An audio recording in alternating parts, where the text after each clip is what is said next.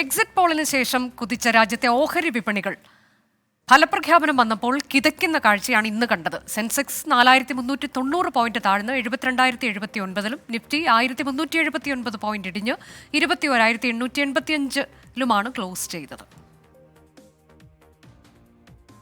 2-4 ദിനം കൊണ്ടൊരുത്തനെ തണ്ടിലേറ്റി നടത്തുന്നതും ഭവാൻ എന്ന് പറയും പോലെ ഒരൊറ്റ ദിവസം കൊണ്ട് നിക്ഷേപകർക്ക് നഷ്ടപ്പെട്ടത് 31 ലക്ഷം കോടി രൂപയാണ്.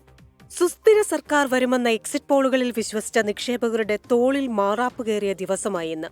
ദലാൽ സ്ട്രീറ്റിൽ ചോരപ്പുഴ ഒഴുകിയപ്പോൾ കടപുഴുകിയത് അംബാനിയും അദാനിയും ഉൾപ്പെടെയുള്ള വൻമരങ്ങളാണ്.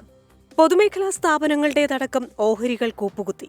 ഇലക്ഷൻ പ്രഖ്യാപനം മുതൽ ആവേശച്ചിറകിലേറി റെക്കോർഡുകൾ പലതവണ തിരുത്തിയ സെൻസെക്സ് 6000 പോയിന്റും നിഫ്റ്റി 1700 പോയിന്റും താഴ്ന്നു. ദേശീയ ഓഹരി വിപണി 10 വർഷത്തെ ഏറ്റവും വലിയ പ്രതിദിന നഷ്ടമാണ് നേരിട്ടത്. വിപണിയുടെ മൊത്തം മൂല്യത്തിലുണ്ടായത് 40 ലക്ഷം കോടിയുടെ കുറവാണ്. TDPയെയും JDUവിനെയും കൂട്ടുപിടിക്കാതെ ഭരണം നടത്താനാവില്ലെന്ന അവസ്ഥയിലാണ് നരേന്ദ്രമോദി. അതുകൊണ്ടുതന്നെ നയരൂപീകരണത്തിൽ വിട്ടുവീഴ്ചകൾ വേണ്ടിവരുമെന്ന കണക്കുകൂട്ടലിലാണ് നിക്ഷേപകർ. ഭരണകൂടവുമായി ബന്ധപ്പെട്ട മേഖലകളിൽ മാത്രമാണ് ഇടിവ് നേരിട്ടത്. 2004-ൽ 20% ഇടിഞ്ഞ വിപണി 3 വർഷത്തിനകം ഇരട്ടിയിലധികം കടന്നിരുന്നു. ദീർഘകാല നിക്ഷേപകർക്ക് തിരിച്ചുവരവ് പ്രതീക്ഷിക്കാമെങ്കിലും ഹ്രസ്വകാല നിക്ഷേപകർക്ക് വരും ദിവസങ്ങൾ അത്ര നന്നായിരിക്കില്ല. ഇതും കടന്നുപോകുമെന്ന ആത്മവിശ്വാസമുള്ള നിക്ഷേപകരുള്ളിടത്തോളം കടുത്ത ആശങ്കയ്ക്ക് വകയില്ലെന്നാണ് വിദഗ്ധർ പറയുന്നത്. Financial desk 24.